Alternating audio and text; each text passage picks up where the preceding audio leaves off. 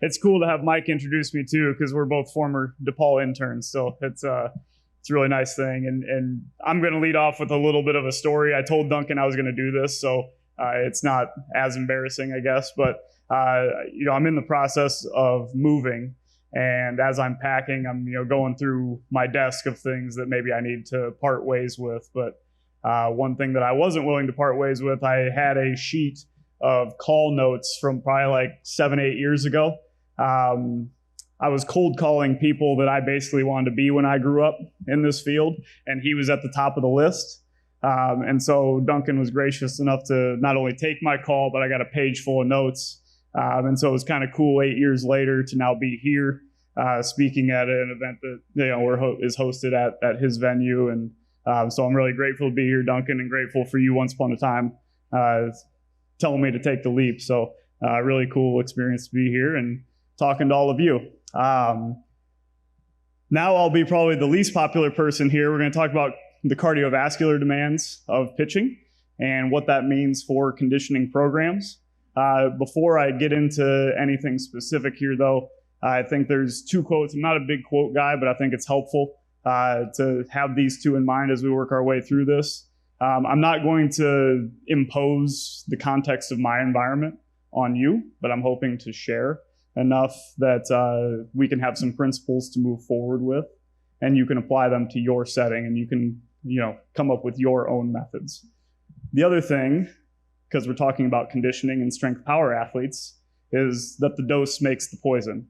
And this is now, I grew up a big fan of 80s and 90s hip hop, so this is the worst joke I'm going to make, but Bell Biv DeVoe also made the poison.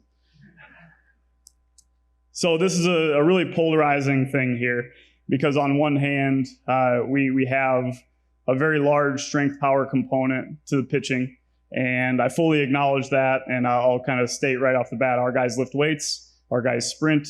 It's a big, big, big piece of the way we prepare them, but so is the conditioning side. And so in the strength conditioning field, it's become actually a point of debate. It's become a point of contention almost, whether or not these pitchers are pure strength power athletes, or the yesteryear had a lot of running involved in their preparation, and a lot of long, slow distance running. And the pendulum has kind of swung back and forth. In the past, it was very much, pitchers don't need to lift weights. Pitchers just need to condition. And now it's more pitchers just need to lift weights. And I'm being extreme for effect here. But the balance is probably somewhere in the middle. And so the point of this talk is really to kind of bring those two sides together. But it is going to be very much with the emphasis on the conditioning side of things, with special attention to the heart rate response and things like that. So with that, as I mentioned, pitching performance is this kind of unique link between being very powerful, very, very strong, and also being able to sustain that. And particularly when we're talking about starting pitchers, there's a single and a serial component here, not unlike fighting, where you've got to go out and you've got to sustain very high efforts for, on average, about 8-9 minutes for our pitchers. But then they get to come back in, they get to rest for that 8-9 minutes, and then they go back out and do it again. So we need to strike that balance, and we need to find that. And really the way I conceptualize conditioning is a little bit different, and I hope that this is helpful as we move forward in our discussion here. So with key performance indicators, we all know those are the things that directly relate to sport performance, and that's really hard to come by in a skill-dominant sport like baseball. There's not very many things that if you move the needle on that, pitching performance is going to improve. But I think it's more helpful to look at a lot of what we prioritize in strength conditioning and what we monitor as what I call potential limiting factors. And there are three kind of avenues by which we can think about these. The first is that it's a prerequisite to a key performance indicator. So if throwing velocity is a KPI for pitching performance, a prerequisite to that might be lower body strength and power.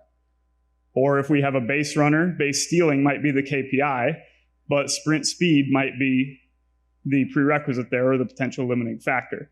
There's layers to this too. If I need to get a base runner faster, I might need to first get them stronger. So it does permit, I came from the mathematics side, it does permit a little bit of first order, second order derivative situation here.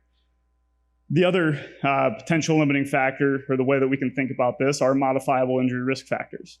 So obviously, if I'm not able to stay healthy, that is going to negatively mediate performance. And so those are things we can address in training that aren't necessarily going to have any influence on a KPI or improve performance, but are going to affect performance indirectly in that way.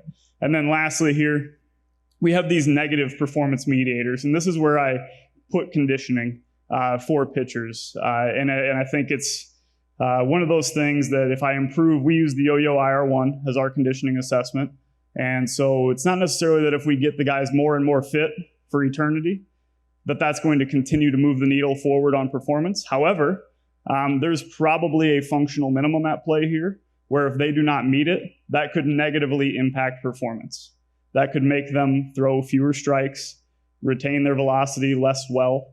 That could help get them hit harder just because they are not in good enough shape to sustain the power outputs that they need there. So that's kind of how I conceptualize conditioning, and it's not necessarily to say that better condition means better pitchers, but I'm very careful to say that worse conditioning could certainly make a worse pitcher.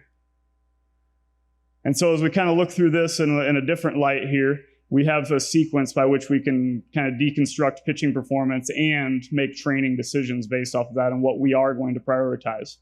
So first and foremost, does the pitcher have the muscle mass needed and the general strength abilities to do their job? If the answer is no, we probably need to prioritize lifting weights and adding muscle mass and sprinting and changing direction and all of those things that are going to contribute to them eventually increasing the neural drive and driving us to our next question is that pitcher capable of moving at the velocities that are required for their sport? If they're strong enough and now they can move at the rates that they need to, then we can move on. But if they can't, we probably, again, need to look at not only maybe the sprinting and plyometric side, but there's possibly some opportunity for pitching mechanics to make sure that that's as efficient as possible. Or there can be a fatigue management side of this too. If the guy is always under this chronic, more trait neuromuscular fatigue, they're not going to be able to move at the rates that they need to. So that's where the workload management side comes into it for me too. But if we can check those two boxes, then we have this third question, which is going to be where we spend a lot of our time, is does that pitcher demonstrate the ideal fatigue resistance for those sport-related activities? If the answer is no here, that's where the conditioning component really comes in. So we've got these things that need to be built on first, but we're going to have conditioning. Again, we're going to be able to revisit mechanics. Again, we're going to be able to revisit the fatigue management side. We might have a nutritional component going on here if they're not, getting the carbohydrates needed or something within the outing. There might be some opportunities there. But if the answer to that is yes, then we continue our ongoing monitoring. We've really narrowed our funnel, and our opportunities for development are probably in other areas. As I mentioned, we are going to spend our time here with special attention to the conditioning component. So I just wanted to kind of zoom out on our development processes to make sure that we weren't, kind of perceiving this as too myopic here, that we are being a little bit more inclusive than what the discussion is going to be narrowed to. By ideal fatigue resistance, what I meant there, I think this is an important clarification. So an easy way to think about it is actually using a cycle ergometer. If I'm going to have somebody get on a bike, sustain 1,000 watts for 1 minute, let's just say. So pretty good clip, sustain it. The first 20 seconds of that, going to be pretty easy for that person, right? So that's the first 2 innings here. We're going to be okay. There's not going to be really any discomfort, not any really high effort to sustain that output.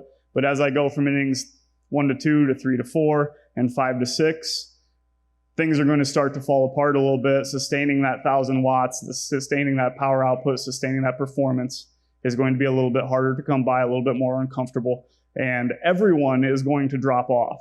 So as guys get stretched past 30, 50, 70 pitches, everybody experiences velocity drop off. Everybody experiences, worse location.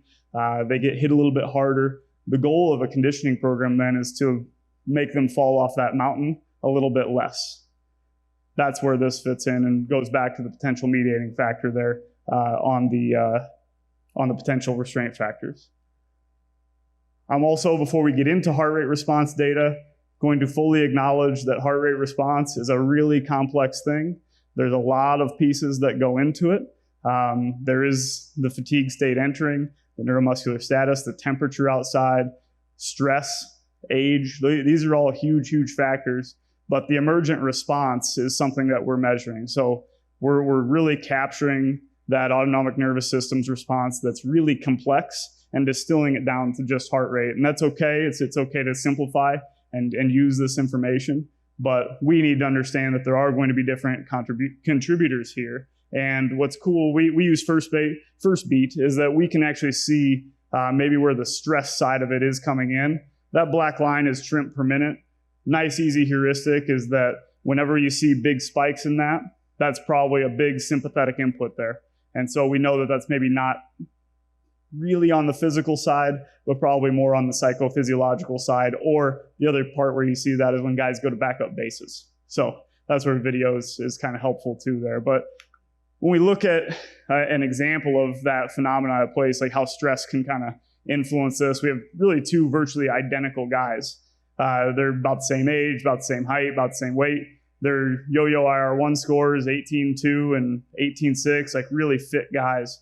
Fastball velocities, which I used as kind of a strength power potential there. Fastball velocities virtually identical, but you see very different heart rate responses, about 12% different on the average within an inning, and then about 9% different when we look at the peak values. So certainly willing to acknowledge that the stress component to this is a big factor, and there is a lot of between individual variability at play. I'm going to present some group level averages, but there is certainly a lot of between individual variability at play. The caveat here is that there's still an energy cost associated with working at that physiological intensity. So my contention isn't that the aerobic capacity is going to necessarily improve the performance or be able to lower that response, because the stress is the stress. However, if we can make them a little bit more metabolically flexible or efficient at those intensities, then we have the potential to help them out knowing that they're going to be there. So getting into what those heart rate responses are, I'm a little bit off to the page there, but I'll talk you guys through it. So a few years ago, we did a pilot investigation. We've since collected hundreds and hundreds of innings to kind of continue to explore this, but our pilot investigation was 39 individual innings. We went first warm-up pitch to the final pitch of the third out. It was 11 rehab guys that were based in Arizona. So these were actually older players, not necessarily our rookie ball guys that were in AZ. The average inning duration was right around 9 minutes. It was a little bit hot.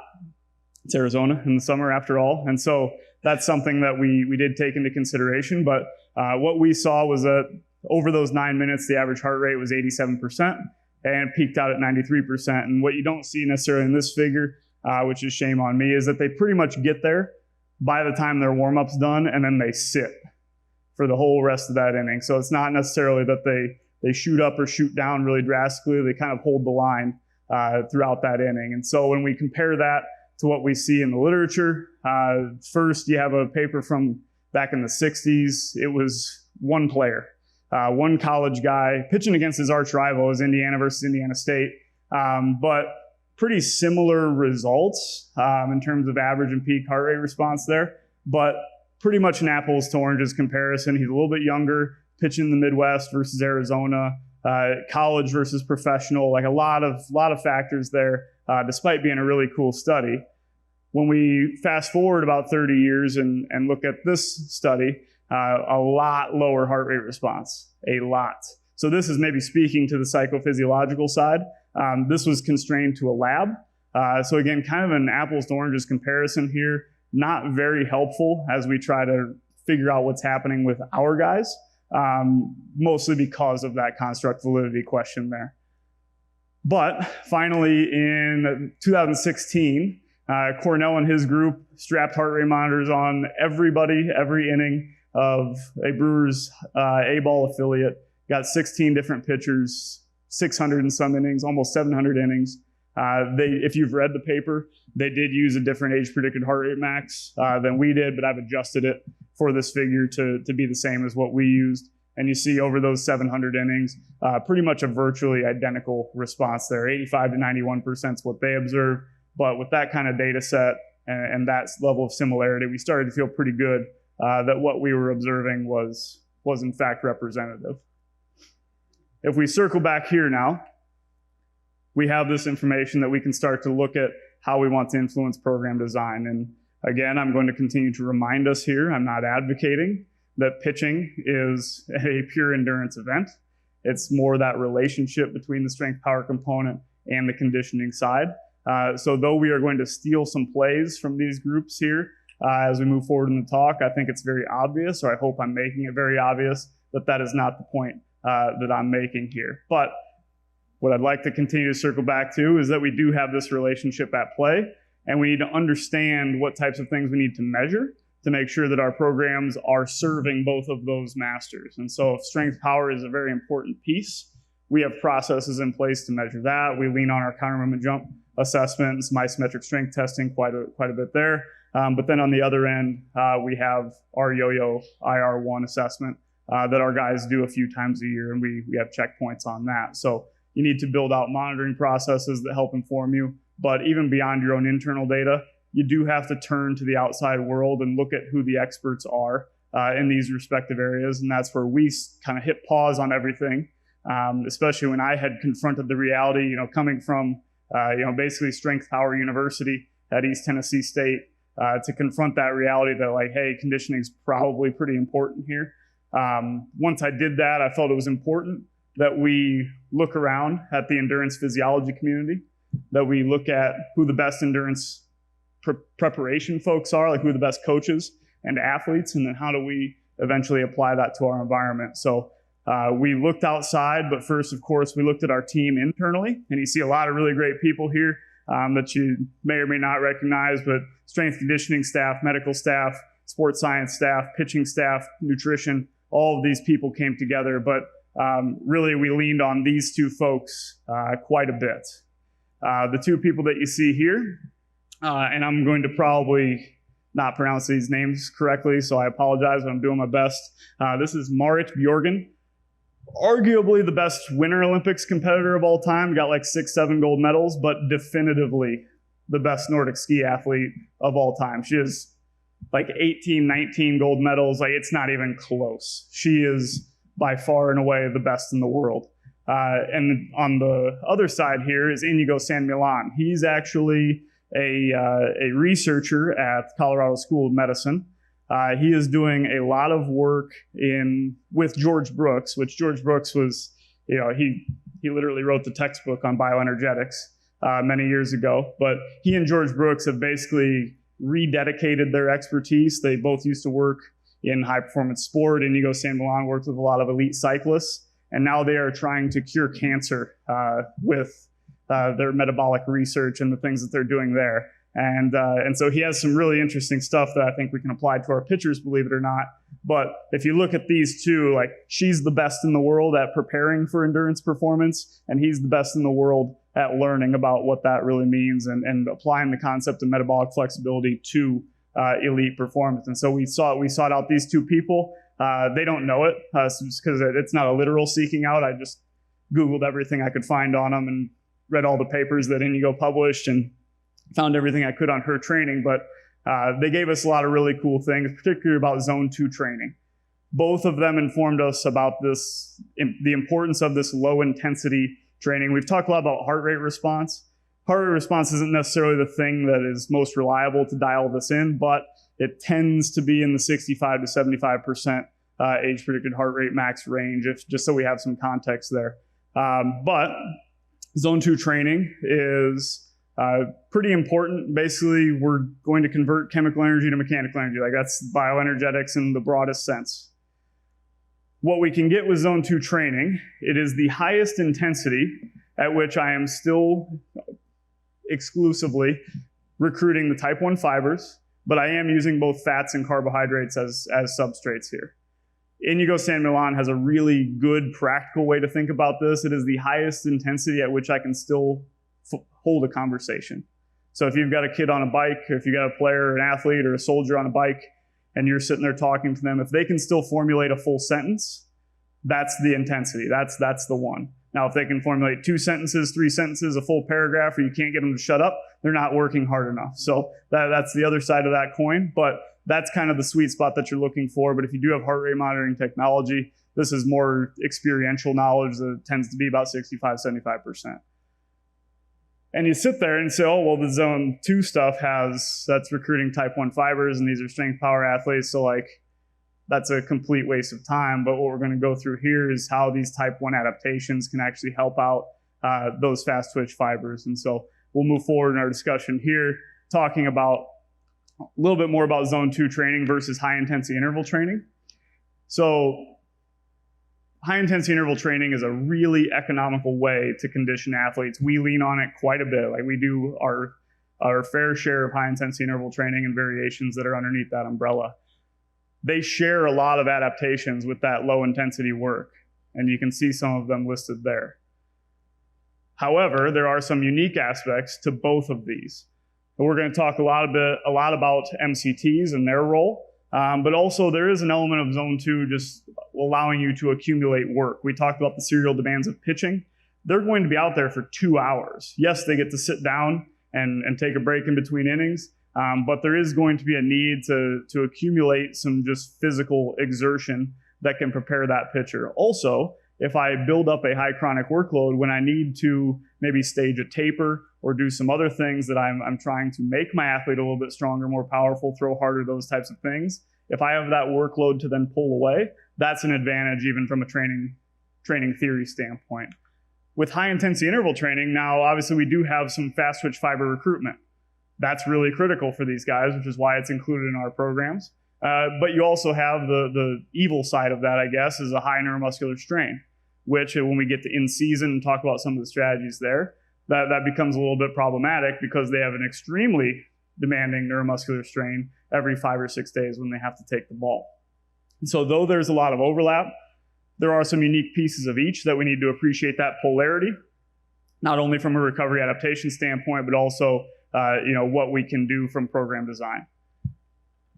With zone 2 training, the hallmark characteristic that San Milan really argues for this training intensity, regardless whether it's strength power athletes or for the endurance training community, are with these MCTs. And so he's done a lot of his research studying cancer cells, which are highly glycolytic cells. We can make that akin to like our type 2 muscle fibers and our type 1 muscle fibers that are obviously more oxidative. There are 2 types of MCTs. The MCT4, you can upregulate that with the high intensity interval training, with those types of things. Even sprinting is something that can maybe drive that a little bit. But that's going to take lactate out of that fast twitch fiber. The MCT1s are unique to zone 2 training. They're unique to that low intensity sweet spot that we're discussing here. They take that lactate and make it a substrate and produce more energy. And so that's where we want more of those MCT1s, because as that lactate's getting shuttled out of the type 2 fibers, and I'm not saying that pitching produces a ton of lactate, but it is going to be produced. And if we can make that lactate that is produced and convert that back into substrate level and eventually downstream energy, that's an advantage for a strength power athlete. And so these MCT1s, really, really critical and exclusive to zone 2 training. Where we see these same MCT relationships happen too is actually in the brain, and the astrocyte neuron interaction carries a lot of these. And so when we do the zone 2 training, we do see the same adaptations. Those MCT1s tend to upregulate in the astrocytes. They can take that lactate and give it to the neurons for downstream energy. And so even when we're talking about maybe some central nervous system demands, if we can add some metabolic flexibility and give those structures the opportunity to be efficient and provide some more energy economy there, that's really what we are getting at when we're talking about metabolic flexibility. Zone 2 training obviously also increases mitochondrial density.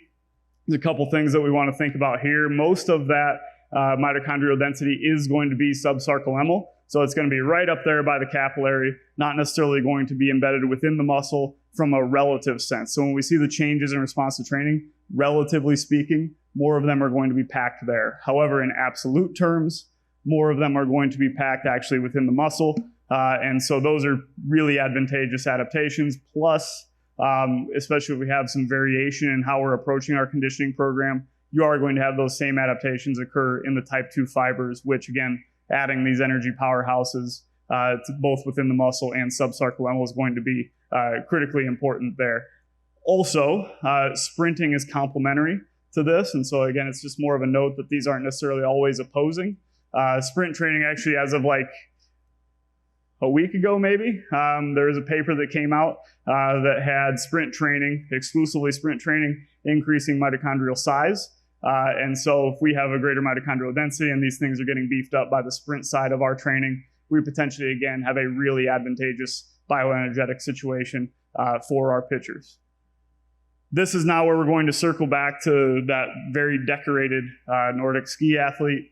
The coolest part about her, besides that she's won like 1 million gold medals, is that they fully published like 15 years of her training.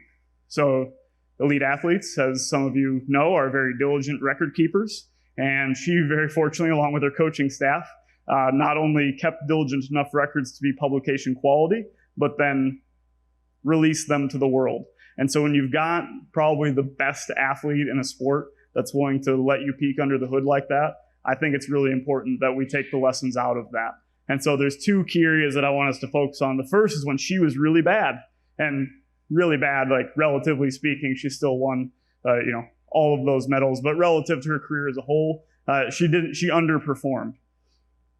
The big adjustment in her training was that she increased the high intensity interval training into the conditioning side of what she was doing.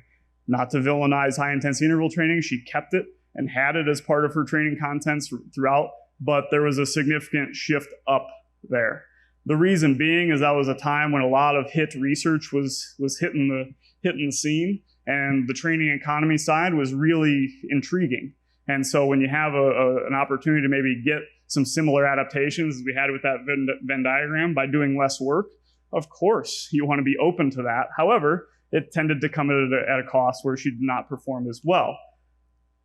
The other side of this that I want to look at is when she started performing really, really well. The discussion of this paper does hint at some frustration at the athlete level, but her coaches were also the best of the best and said, like, okay, thank you, research papers. Like, we're going to go back to doing what we were doing with this lady, and we are going to do a little bit less on the HIIT side.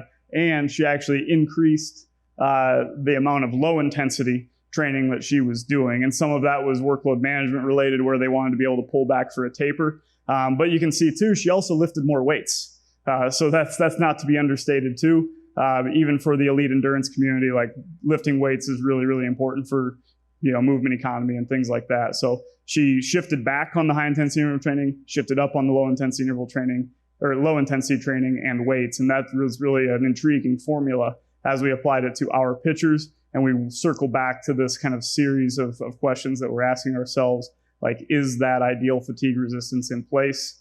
And so when we looked at what things might be missing, our first thought was like, well, if pitching is that demanding, can we just pitch?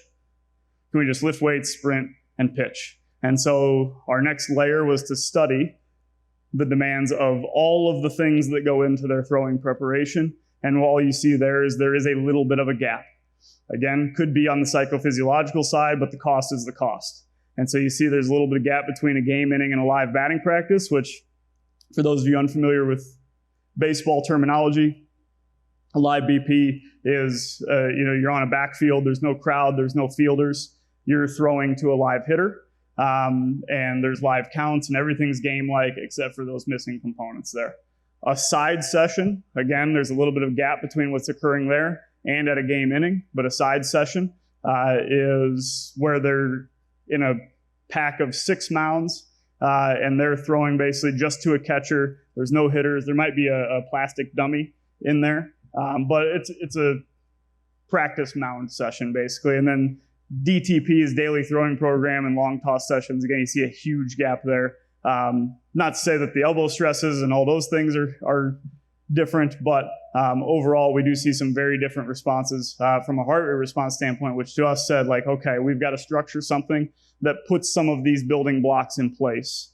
And so this is an adapted figure from conjugate sequencing, multi-factor block periodization, along with vertical integration here. And this is narrowed to just the conditioning components. We're going to look later about what this looks like with the strength power pieces integrated as well. But early on, you might prioritize, or your concentrated load when it comes to your conditioning might be that cardiac volume, that filling. We might want to increase the mitochondria, have some angiogenic response, and then those emphases, the only point I want to make here is that those are going to shift as we move our way through and even into competition. Those are obviously going to shift, and we're going to allocate our training contents differently and target different physiological responses as we move through the calendar. Another way to look at that is more in terms of a building block style, where first we want to exploit the adaptations associated with that zone 2 training and have the increase in mitochondria, the cardiac volume, angiogenesis. But then as we move through and get a little bit more high intensity and integrate some of that HIIT and the different ways that we can apply that and even get to repeat sprint training and eventually pitching, you're going to have some different physiological adaptations that are coming along there. But you're going to get in a pure phase potentiation thought process. If I can get some of these building blocks in place first, the response downstream is going to be greater than it otherwise would without those building blocks there. So you can see a little bit about our progression, that early on there's a little bit more of a priority towards long, slow distance training. Then we get to extensive tempo, which is kind of a low intensity sprint effort, like a 60% of your max speed. And for those of you familiar with the Charlie Francis work, like that's kind of what I'm referring to there. Then you have some intensive tempo, some longer intervals, where there is going to now be some lactate accumulation. There's going to be a demand on the neuromuscular system as we continue to move through with short intervals, to where that nervous system's got to ramp back up rep to rep and repeat those high intensity efforts. And really the goal here is to be preparing them for specific power endurance with pitching performance there at the end. In closing here, I want to talk about kind of the elephant in the room with this, and one of the hallmark arguments is, well, what about the interference effect? What you see here is the biphasic neuromuscular response, just conceptually, of pitching. So when we look at neuromuscular fatigue, the work of Inoka and that group basically classified it as state and trait neuromuscular fatigue. So early on, so right after they pitch, they are going to experience some of that state neuromuscular fatigue. Really speaks to the neuromuscular demands of pitching. And when we get guys on our force plates the day after, they're tired. Their nervous system is certainly affected by those efforts. So that's certainly in play here. At about 3 to 24 hours post, though, you're going to have a little bit of this rapid recovery.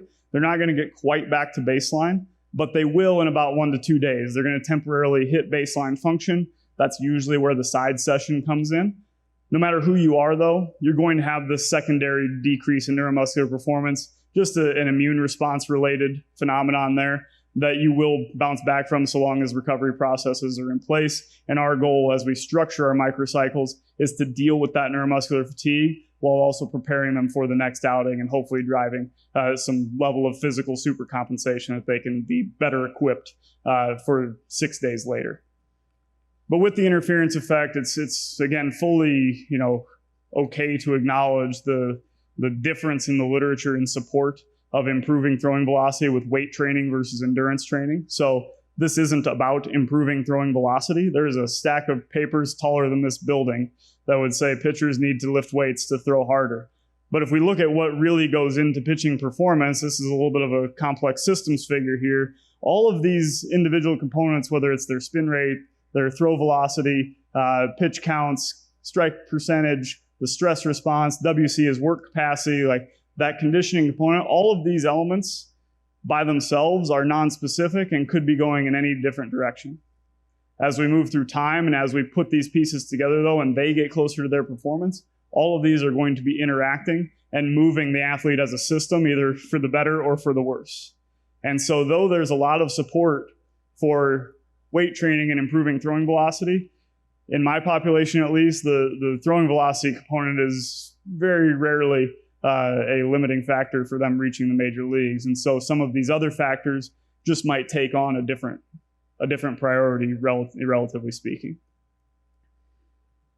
The interference effect with respect to short-term, medium-term, and long-term training here, this is another thing to consider. But in the short term, when we have single factor versus concurrent training, in the short term, there's really not a difference in response there. They're virtually identical. When we look at strength adaptations, power adaptations, speed adaptations, like for the untrained or in the short term, you can get away with it.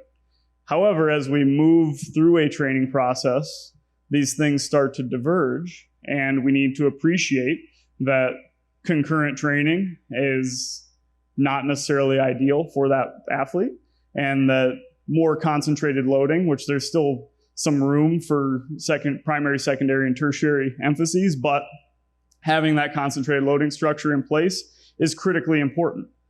There's a ton of evidence for the importance of single factor or concentrated loading. Because he's my best friend, Aaron Cunana wrote a brilliant paper that talks a lot about that. I encourage you to go see it or go read it. It's not a video. But with this single factor, when we get to that point in an athlete's development, we've also collected years of data and started to cross off some things that maybe are limiting their ability to get to the major leagues. So as our funnel narrows, single factor or fewer factors, even if we still permit some multi-factor block periodization here, those fewer factors make a lot more sense because we're now trying to find that 1%. I think the reference earlier was to that Formula One race car, looking for that 1% advantage. By the time we get to that stage in a player's development, it actually lends itself really well to either emphasize the aerobic side or to de-emphasize it and prioritize the strength power side or the technical tactical side, whatever that case may be. And so if now we're a little bit more inclusive into what vertical integration, multi-factor block periodization can look like, this is intentionally a very broad view because, again, I wanted to share principles and not necessarily methods. But early on in our off season, we are prioritizing strength power development, muscle mass, things like that. But a very close number two is the conditioning side. And as we fatigue the nervous system, with training, we're doing higher volume resistance training, things like that. That just means that we have to really polarize here and provide that low intensity stimulus on the back end. Otherwise, we are going to bury people from a neuromuscular response standpoint. So we just increase the level of polarity within our training at that stage. And then also we want to address any injury risk factors that we might be dealing with. As they move into specific prep, like now we're in January, that type of thing, they might get back on the mound, they might start doing some throwing there. You see the technical piece get introduced. Hopefully we've been able to get those injury risk factors into a place where we're just maintaining what work we have done. But because they are so close to stepping back on the mound competitively, conditioning is actually the thing that we want to prioritize the most. We want to make sure the general physical capability of that work capacity is in place before they need to express it in a specific sense. When we move to pre-competition, then the technical tactical side gets thrown to the top and we de-emphasize some other areas. And then in season, you don't even really see conditioning on the forefront. If anything, we're applying that as a retaining load or a way to provide polarity within their microcycles. And so when we look at that in a different way here, we move through our off-season training into spring training and then into the minor league season.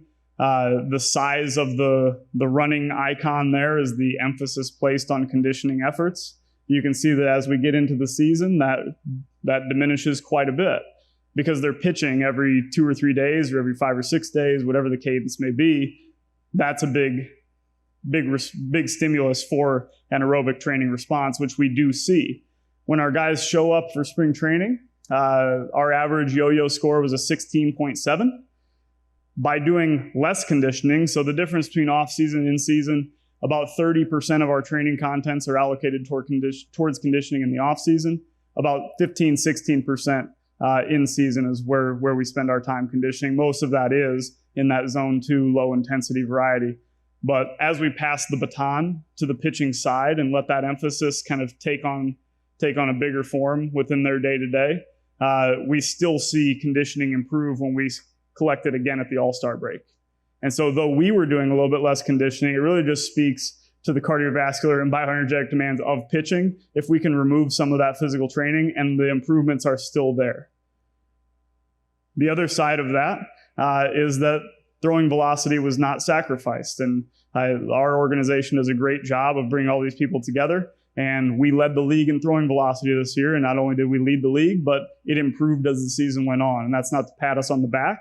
It's more to demonstrate the point that you're not cutting off one hand to feed the other necessarily, if you can appreciate kind of how these components can interact together. And with that, just wanted to thank you guys for the time. Thanks UFC and Fusion for having me. This was a lot of fun, and hope to see you guys at the social later.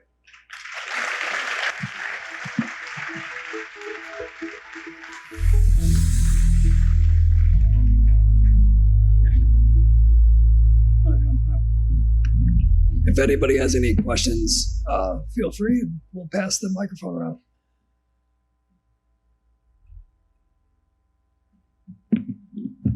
Yeah.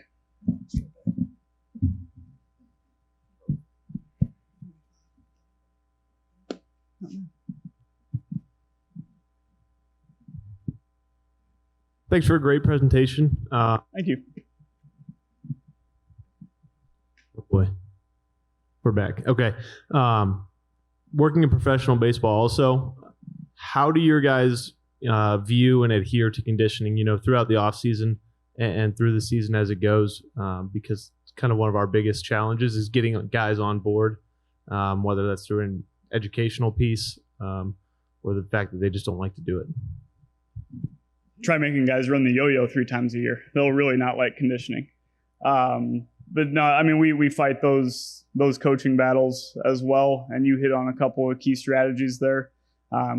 We do provide a lot of education in that space. We actually just finished a really awesome program that our pitching staff puts together called Crown Club, where it's actually mostly educational for our pitchers. We'll bring guys in and they listen to lectures 2 days a week, and we provide them some of this information. But for me, it's actually been easier from an implementation and a practical standpoint, to do the low intensity side rather than the high intensity side. I mean, to do, repeat sprint training and some of those, near maximal high intensity interval efforts, those are the ones that are tough to get guys to do when they're 90 games into the season.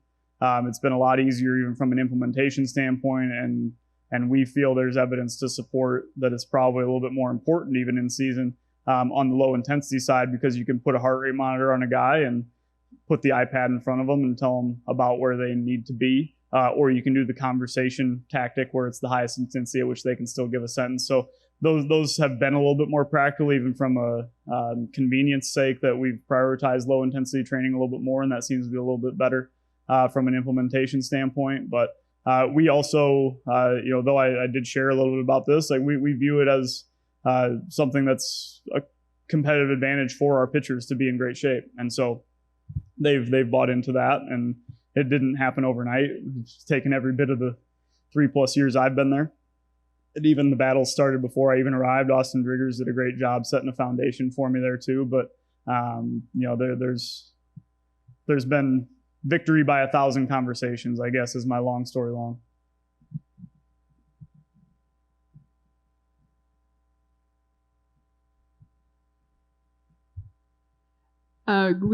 Great presentation. I think the one thing that I would like a little bit more clarification on is your zone 2 as opposed to the high intensity, and I guess either a definition or how you characterize that different as opposed to your low intensity. Yeah, so zone 2 is the low intensity training. So I'm using those interchangeably. So sorry for not being clear there. In San Millan and Brooks's literature, they actually mostly lean on obviously carbohydrate and fat oxidation and what's happening there, and lactate response. So they'll take those measurements. There's some practical barriers for us there, which is why we've tried to dial in with the heart rate monitor, but also more importantly than even, San Milan's got tons of podcasts where he talks about this. So I'm happy if you reach out to me to direct you towards those.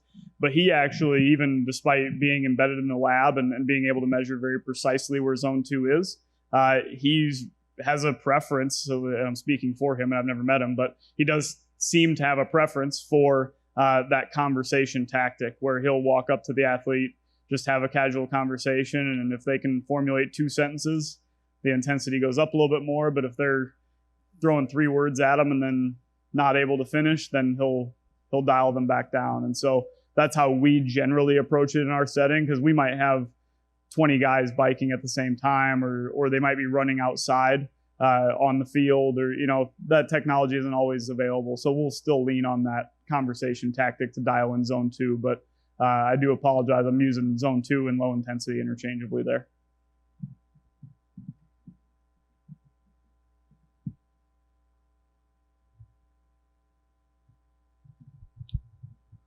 Hey, John, how do you approach these concepts with the relievers versus starters? Good question. Our emphasis on conditioning is less for the relievers relative to the starting pitchers, and they do a little bit more on the high intensity interval side than the pitchers do, or than the starting pitchers do, and a lot of that is going to be bucketed also into like single set repeat sprint type of training, because we're trying to prepare them mostly for going out for one inning. But that's more an off-season difference. In season, they look a lot more like a pure strength power athlete.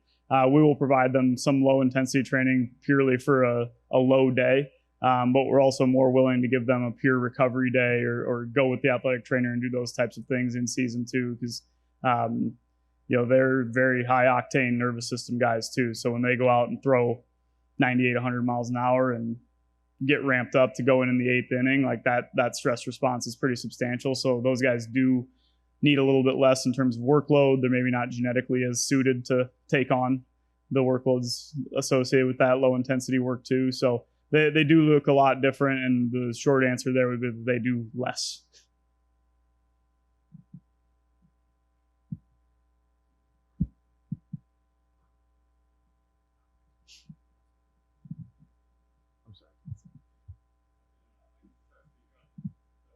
Yeah.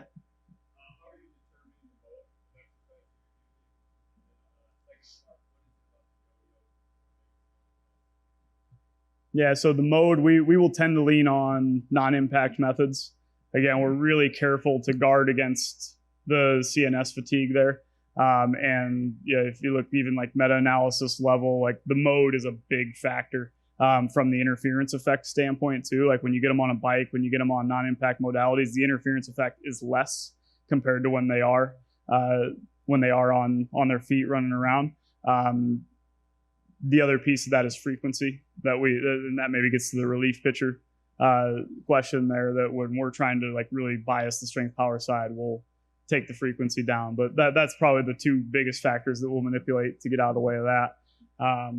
For the yo-yo, it's really just a review of the research, and we wanted the most reliable field tests that existed, and really the soccer community is the best one to lean on for that. And I've never worked, in a soccer environment. I need to ask Clive what they did later, but that seemed to be just the consensus test. And I know there's some different ones out there, but it's been a really good assessment for us, particularly because we were trying to evaluate aerobic capacity in a semi-neuromuscular demanding sense too, because there is the going back and forth with the increasing speeds, and those factors we felt were really similar to pitching. And even when we look at the heart rate response for our pitchers, it's really similar with the yo-yo and pitching efforts too.